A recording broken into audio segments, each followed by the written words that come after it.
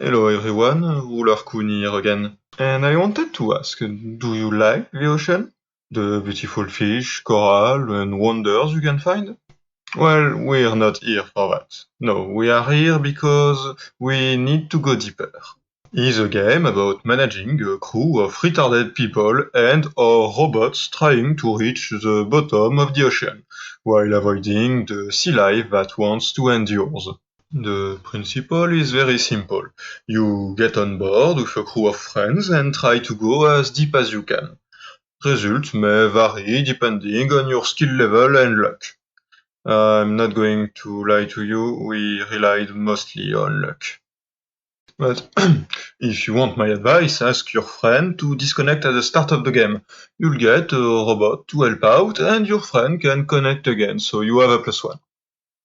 Use that advice carefully, as I'm pretty sure the number of sea life attacking you is tied to how many people are on board.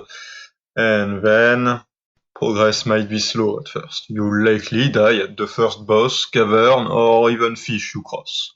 So don't feel too bad about it. The ships have 4 energy to use through your submarine. You can give it to power to be able to move around. More power, move faster. Easy. 2 shields to not get damaged when sea life ram into you or when you ram into walls because your driver is incompetent. Luckily, mine was very competent. Most of the time. 2 weapons to be able to shoot at things. More power into weapon means faster shooting or more torpedoes slots open to allow for fast blasting of the area. Or lights for when the sea gets dark. This one serves no purpose other than make you lose 1 precious energy slot for the level. You could run blind and use the sonar to locate yourself, but my pilot didn't agree to this.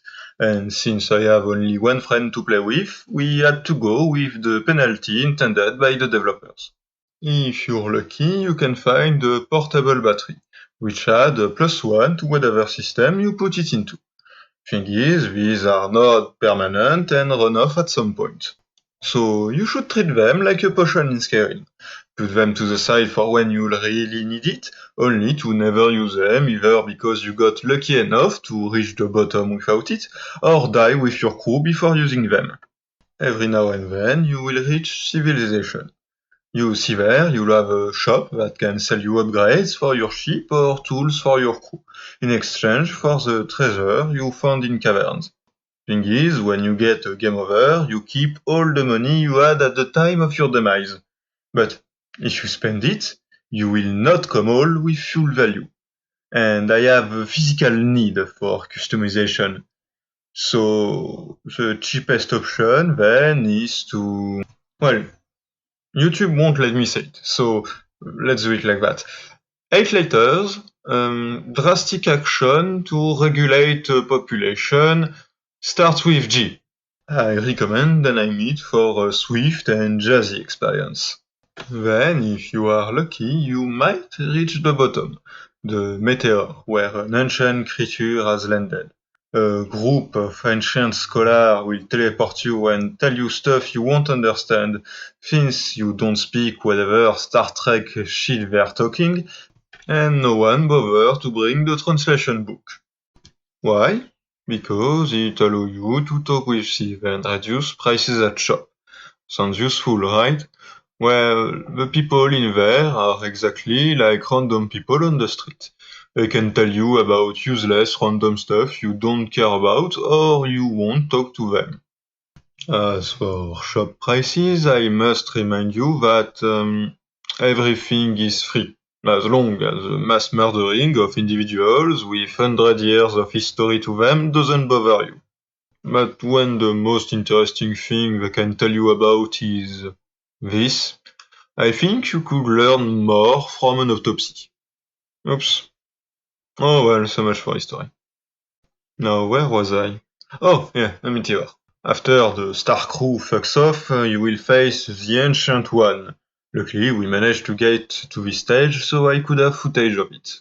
We had done so before, once, but my dear driver Lynn did not remember how to play the stage, and me neither. What you have to do is pass by the pillars on the bottom, left and right of the arena, in a certain order.